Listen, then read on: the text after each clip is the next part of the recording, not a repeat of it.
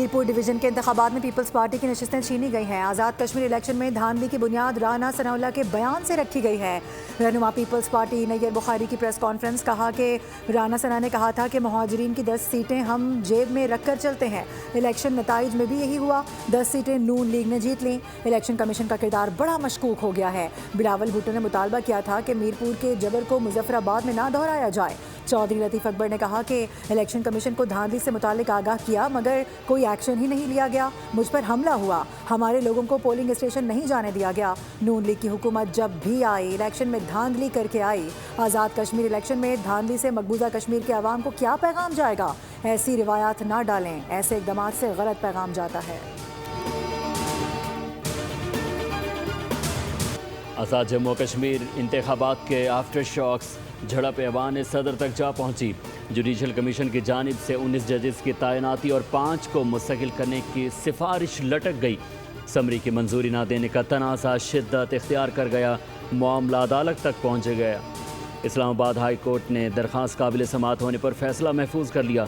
Justice Arbab Tahir ने remarks दिए कि समरी के स्टेटस से मुतालिक आप हुकूमत से मालूम कर लें, सदर के खिलाफ रिट जारी कर सकते हैं या नहीं। आपकी पूरी इस्तेदाद सदर के खिलाफ है। वकील ने मौक़िफ़ इख्तियार किया कि 15 दिन गुजर गए, सदर ने मंजूरी नहीं दी। विफाक PM ऑफिस और वजारत कानून से जवाब तलब करे। मालूम हुआ कि हुकूमत 48 घंटे में नोटिफिकेशन जारी कर रही है।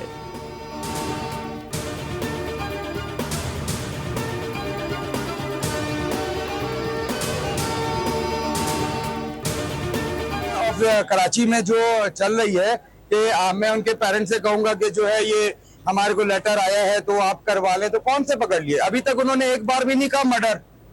क्यों नहीं कह रहे मर्डर? कमरे में कुछ और बात कर रहे हैं, बाहर कुछ और बात कर रहे हैं। भाई मुझे इन्वेस्टिगेशन इन्होंने ही करनी है, मेरा कंसर्न सिर्फ जस्टिस पे। कराची के नौजवान ताजिर मीर रजा की कब्र कुशाई होगी। सिटी कोर्ट ने वालिद की दरख्वास्त मंजूर कर ली। सेक्रेटरी हेल्थ को मेडिकल बोर्ड बनाकर कब्र कुशाई करने का हुक्म। रिमार्क्स दिए जितना जल्द हो सके अदालती हुक्म पर अमल किया जाए। वालिद का तफ्तीश पर तहफ़्फ़ुज़ात का इजहार, कहा कि बेटे को कत्ल किया गया, अदालत से इंसाफ की उम्मीद है। बेटे को इंसाफ दिलाने के लिए जहाँ तक जाना पड़ा जाऊँगा। पुलिस ने पूरा केस ट्रेस कर लिया है। IG सिंध का दावा, कहा कि जल्द प्रेस कॉन्फ्रेंस करेंगे।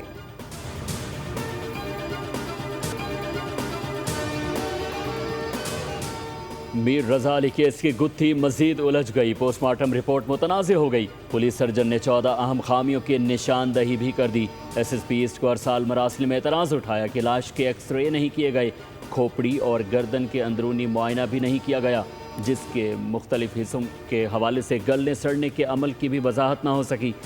शनाख्त के लिए DNA सैंपल हासिल नहीं किया गया। जख्मों की फॉरेंसिक मयार के मुताबिक तस्वीर भी दस्तियाब नहीं, ना ही क्राइम सीन पर लाश की मुनासिब तस्वीर ली गई। पुलिस सर्जन ने लाश की दोबारा जांच की सिफारिश कर दी।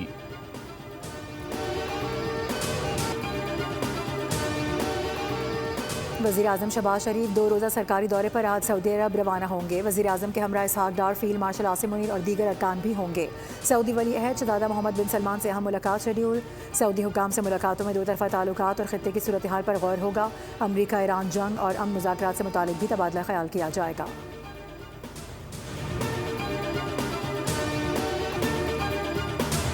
मैं बिल्कुल आज भी कायम हूँ।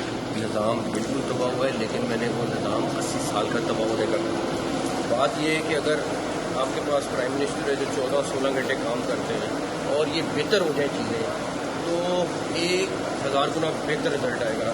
दूसरी बात रही, मेरे ख्याल है मेरी अटेंडेंस 70% के करीब है। हुकूमत का मुस्तकबिल बिल्कुल 5 साल पूरे करेंगे। शहबाज साहब 5 साल प्राइम मिनिस्टर रहेंगे।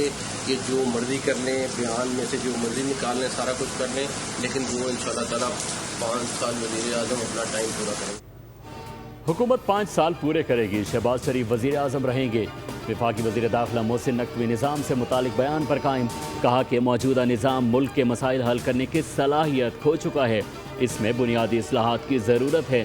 मीडिया से गुफ्तगू में कहा कि तमाम वजारतों की कारकर्दगी का गैर जानिबदाराना जायज़ा लिया जाए, थर्ड पार्टी ऑडिट कराया जाए, वो अपनी वजारत की कारकर्दगी पर भी वज़ीर-ए-आज़म को जवाबदेह हैं।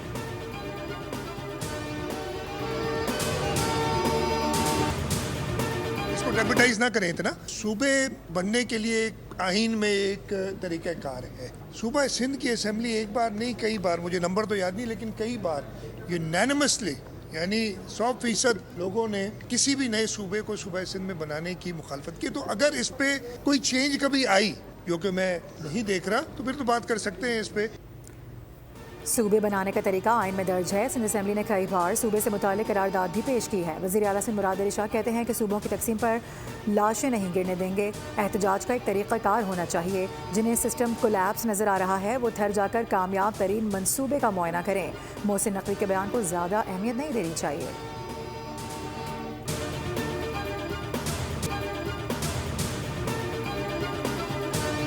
पीपल्स पार्टी की मरकजी मजलिस आमला का इजलास बुलाने पर गौर। CEC इजलास आज़ाद कश्मीर इलेक्शन के बाद बुलाए जाने का इम्कान। PP ज़राए के मुताबिक क़यादत इजलास से कबल पार्टी कायदीन से मुशावरत करेगी। बिलावल भुट्टो आज़ाद कश्मीर इलेक्शन इंतज़ामी यूनिट्स पर अरकान को एतमाद मिलेंगे। आइंदा के सियासी लाएअमल की मंजूरी दी जाएगी।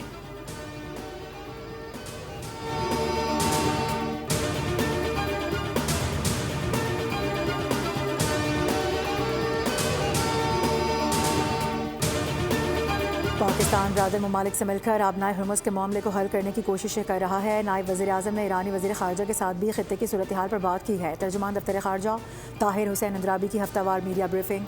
कहा कि नायब वज़ीर आज़म ने ईरानी वज़ीर ख़ारजा को दौरे पाकिस्तान की दावत दी है।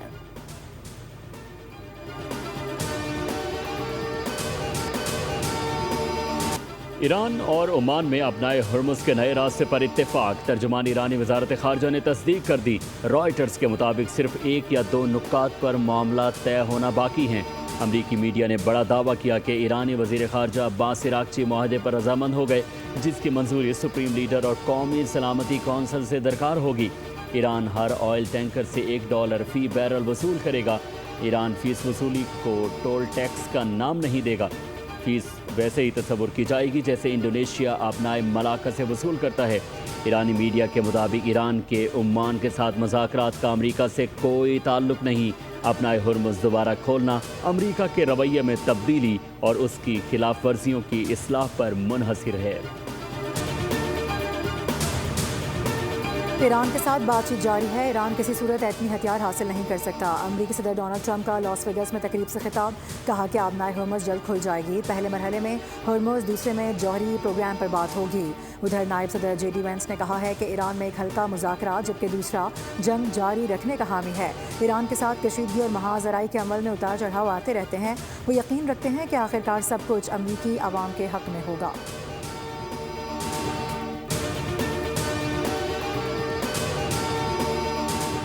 अमरीका से इशारे मिले हैं कि वो वादों पर फिर से अमल के लिए तैयार है।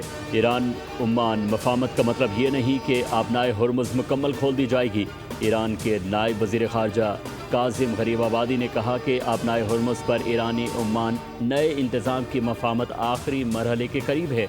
जहाज़ों से ट्रांजिट फ़ीस का मामला ईरानी क़यादत के फ़ैसलों और अमरीकी रवैये पर मुनहसिर होगी। ईरान ओमान डील के बाद अमरीका ईरान डील आइंदा चंद रोज़ में तय पा सकती है।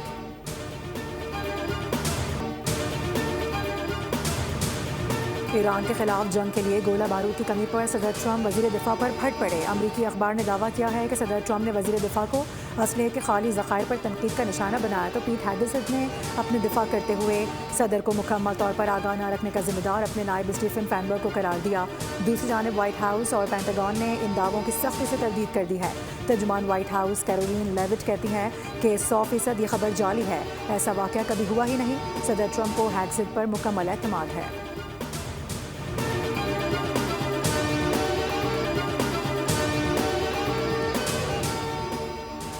रूसी अफवाज ने एक बार फिर यूक्रेन में अहम अहदाफ को निशाना बनाया। खार्किव और सोमी के इलाकों में ड्रोन्स की बरसात से कम अज़ कम 6 अमवात रिपोर्ट हुई। 19 अफराद ज़ख्मी हुए। जनूबी इलाके खैरसुन में एक वैन पर भी ड्रोन हमले के नतीजे में 6 अफराद ज़ख्मी हुए। मकामी हुक्काम के मुताबिक रूस ने गुज़श्ता रात बहीरा अस्वद की यूक्रेनी बंदरगाह ओडेसा के करीब 2 माल बरदार बहरी जहाज़ों को भी निशाना बनाया। टाइम आ गया बातें बनाते हैं, इससे कोई रिलीफ नहीं है। पेट्रोल का दौर पे कम करना हमारे ना होने के बराबर है। बिल्कुल ही इससे हमें कुछ फ़र्क नहीं पड़ेगा, ना कोई इकोनॉमी फ़र्क पड़ेगा, ना कोई पेट्रोल के लिहाज से फ़र्क पड़ेगा। अभी उन्होंने एक जगह तो कम कर दिया है, दूसरी जगह रेट बढ़ा के उन्होंने पैसे पूरे कर लेने अपने। ये मुल्क ऐसा है कि यहाँ पे बढ़ सकता है, कम नहीं हो सकता। हाल में मार्केट में तेल की कीमतों में बड़ी कमी के बावजूद पाकिस्तान में पेट्रोल महंगा। पेट्रोल 4 रुपये 45 पैसे फी लीटर महंगा कर दिया गया। डीजल की कीमत में 2 रुपये की मामूली कमी। पेट्रोल की नई कीमत 333 रुपये, जबकि डीजल की नई कीमत 383 रुपये 86 पैसे मुकर्रर। आलमी मंडी में ब्रेंट क्रूड $79 फी बैरल पर ट्रेड। अमरीकी खाम तेल $75 फी बैरल की सतह तक आ गया। मर्बन क्रूड ऑयल $78 फी बैरल में फरोख्त।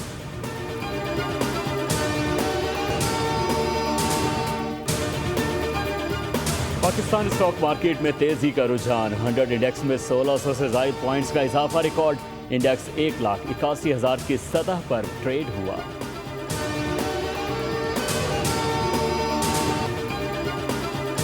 पाकिस्तान ने अफगानिस्तान से दहशतगर्दी का मामला अक़वाम मुत्तहिदा में उठाया। अफगानिस्तान से दहशतगर्दी के खतरात पर पाकिस्तान का इजहार तशवीश। पाकिस्तानी मंदूब आसिम इफ्तिखार ने कहा है कि अफगान सरजमीन किसी मुल्क के खिलाफ इस्तेमाल न होने दी जाए। दहशतगर्दी के खिलाफ जंग में दोहरे मयार से गुरेज किया जाए। दहशतगर्द जदीद टेक्नोलॉजी इस्तेमाल कर रहे हैं। दहशतगर्दी सरहदों की पाबंद नहीं, इसका कोई मजहब नहीं, ये पूरी इंसानियत के लिए खतरा है। सब्सक्राइब करें और बेल दबाएं ताकि कोई खबर रह न जाए।